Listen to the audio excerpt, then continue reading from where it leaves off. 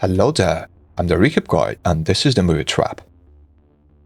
A man takes his 12-year-old daughter to a concert by a rising pop star and notices there are too many cops around. But he finds out that event is actually a trap. Riley is a cute teenage girl.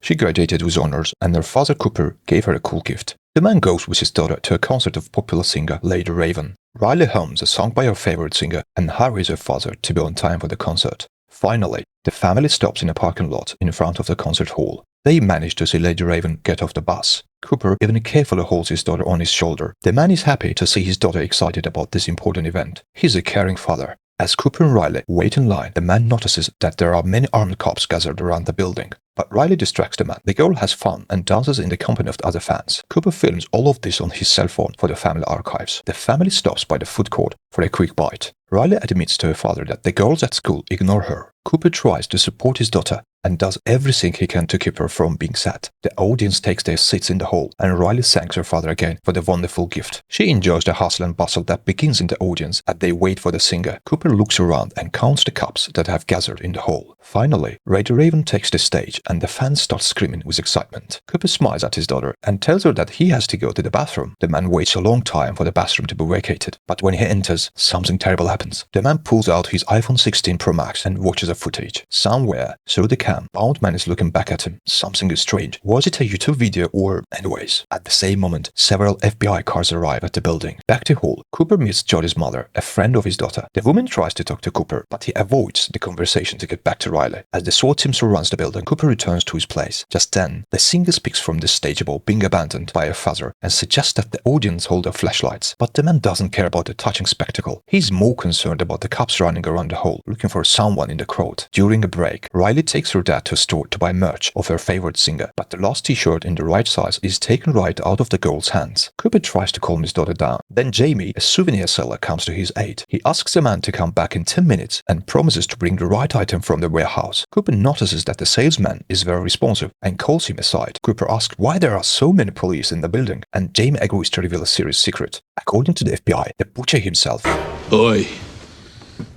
No, not this one. The famous psycho, who can't be caught for many months, is in the audience today. The man's face changed drastically at this news. He starts to look around for an emergency exit, but there are cops on duty near all the doors. Riley asks her father to return to the hall, but Cooper makes new excuses. He notices a girl near the stairs who has had a little much drink. Cooper goes up to her, and after a minute, the girl falls down. While the exit is clear, Cooper asks his daughter to leave, but Riley doesn't agree to leave the concert early. Instead, the girl takes her father to concert, where her favorite song is playing. An on-the-stage passageway opens nearby, and Cooper suggests that his daughter sneak in, ostensibly to see the backstage area, but the girl refuses. It's forbidden, and she doesn't want to miss another great song. Then Cooper leaves again to buy a t-shirt. Jamie admits that he forgot to get it from the warehouse, and the man offers to go get it with him. He helps the salesman get a box from the back shelf and manages to steal a pass to the staff quarters. A sharp stationary knife ends up in Cooper's hands. The salesman doesn't realize how dangerous it is. Cooper finds out that all employees have a code word to tell the cops if they are stopped. He managed to learn this word from Jamie. Cooper enters the employee room to make his way to the exit, but is confronted by SWAT. The man pretends to have just come in for coffee. On his way out, he steals a radio so he can track the cops. In the lobby, Cooper runs into an old acquaintance, and while they talk, the cops arrest the first suspect. Cooper hears over the radio that the suspect has been released, and the hunt continues. The man leaves and tells his daughter that he forgot his credit card when he bought the t-shirt. Riley begins to realize that something is wrong with her father, but he assures Riley that everything is fine and that he'll be waiting for her outside the beverage stand. Cooper wants to pull the fire alarm and take advantage of the panic, but FBI profiler Josephine Grant warns the cops about the trick and orders that only women and children be let out. Then Cooper starts a riot in the cafe. He throws glass bottles in the boiling oil. As panic sets in, the man steals an employee's uniform and heads for the service exit to make a quick getaway. The door leads Cooper to the roof, but there he's met by the cops. He has to get out. The guy pretends to be in a bad mood because of an incident in the kitchen, but all goes well. Cooper says the code word and shows the card he found in his pocket. Riley finds her father and tells him that he's acting strangely. The girl begs him not to leave and enjoy the concert together, and Cooper returns to the hall with her. At that moment, Lady Raven is going to choose her dream girl, who will be able to go on stage and personally interact with the star. Cooper discovers this and decides to help his daughter and sees the perfect opportunity to escape. He meets Lady Raven's uncle. Cooper says his daughter recently finished treatment for the leukemia, and it would be great if she could meet her favorite singer. This story turns out to be very touching. The singer's uncle makes sure that Riley is the one who becomes the dream girl and goes on stage. The guests are escorted to the stage, but on the way, police officers try to stop Cooper. Then the singer's uncle helps the man again. He tells the cops about the girl's illness, and the family is let through. Lady Raven calls out the name of the dream girl, and Riley takes the stage to dance with her idol. Cooper rejoices at the sight of his daughter, but his happiness is overshadowed by the appearance of Dr. Grant, an FBI agent. Suddenly, next to Cooper appears a girl who has lost consciousness due to the heat and the crowd. Cooper then takes the girl and carries her backstage to avoid attention of the FBI agents. Cooper and Riley are asked to wait a bit. The last song is being played on stage, and after the concert, the girl will be able to talk to Lady Raven again. But at this point, Cooper has a plan. Guests wait in the hallway for the concert to end. Famous faces pass by, and Riley is speechless with excitement. But her father's concern is different. Dr. Grant says over the radio that all men should be questioned. The producer hands the dream girl a bag of gifts and asks her to wait a little longer. She promises that after meeting Lady Raven, guests will be able to leave through the employee exit without having to wait in line. But they still have to go through the cops and answer 3 questions. Cooper realizes he's trapped. Eventually, Lady Raven comes out to join the guests, but Cooper asks for a few minutes in private. He informs the singer that he's the butcher. He shows the footage of his victim. The maniac warns the girl that if he doesn't get away, the prisoner will close his eyes forever. He demands that Lady Raven take them out and drive them in her limo. In this case, he promises to keep the guy alive. Cooper's plan works. No one stopped them on their way to the limo, and the car drives out the building. All the while, Riley has no idea that something is going wrong, and she literally goes crazy with happiness when the singer asks the girl to invite her to their home. Cooper doesn't like the Raven's antics, but he pretends to have everything under control. Cooper's wife Rachel and their son Logan meet the company. The woman has no idea that something terrible is going on and invites the star into the house. Lady Raven tells Rachel that they tried to get a maniac at the concert today. FBI described Butcher as a tall white man driving a black car. The perfect trap was set for the criminal, but he appears to have escaped. Cooper tries to throw the singer out the door, but Lady Raven turns out to be smarter. She sits down at the piano, sings Riley's favorite song, and hides the girl's phone. When the song ends, the star snatches the phone away from the Cooper, locks herself in the bathroom, and contacts the hostage. His name is Spencer. She asks for a description of the place where he's being held and promises to send help. She also asks to call the police. All the while, Cooper tries to get in. She tells Rachel through the door that her husband is the butcher. The girl then hears the sounds of struggle, screams, and footsteps on the stairs. Cooper gets a spare key and opens the door. He takes the phone from the girl and is about to enter the court to kiss Spencer, but the guy's no longer in the camera lens. He managed to escape. Butcher orders Lady Raven to go with him to the garage. The girl tries psychological techniques, but Cooper proves too clever. He pays no attention to the wailing sirens. The butcher is about to take the victim to one of his secret locations. Rachel and her children try to block the way. This gives the singer a chance to run away from the maniac. Police and FBI cars arrive on the street. Cooper is in no hurry to leave. He sweeps, washes dishes, and stacks food in the refrigerator. The raid begins. But when the SWAT team enters the house, it turns out the butcher has gone through the secret tunnel. Lady Raven gets into the limo, and guess what? The girl sees that it's Cooper again. He handcuffs the singer and confesses that he will take her to a secret place where no one can disturb them. Once downtown, the girl manages to open the window, but the fans can't hear her cries. But their obsession saves the singer. Lady Raven hides in the crowd, but Cooper managed to get away again. Lady Raven arrives at the spot where Butcher was holding Spencer. The cops manage to save the guy. Rachel is shocked by what she has seen. She doesn't understand how her husband could seem normal when he's actually been a horrible monster all these years. The woman refuses help and goes home. 2 police cars are parked outside, but that doesn't stop Cooper from entering. Rachel tries to talk to him and calm him down. She swears she doesn't believe the cops and is sure they will figure everything out. But Cooper realizes that his wife is lying. It was she who planted some of the tickets after following her husband.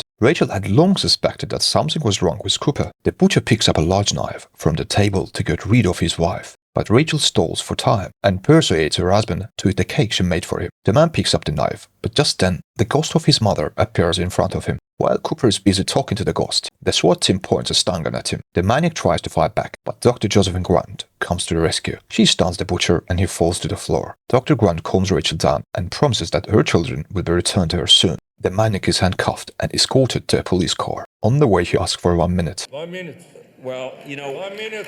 A man picks up his daughter's bike which is lying on the lawn. Just then, Riley and Logan get out of the car. Despite all the horror, the girl runs to her father and hugs him. Cooper is taken away. His family goes inside. The only thing left on the street is a bicycle with a spook missing. Cooper pulls a metal spook out of his sleeve and unlocks his handcuffs. Butcher laughs with pleasure. He realizes that new adventures await him. Jamie watches the news to find out the name of his idol. When he sees his brother's face from the concert hall, he realizes that he personally helps Butcher escape from the cops.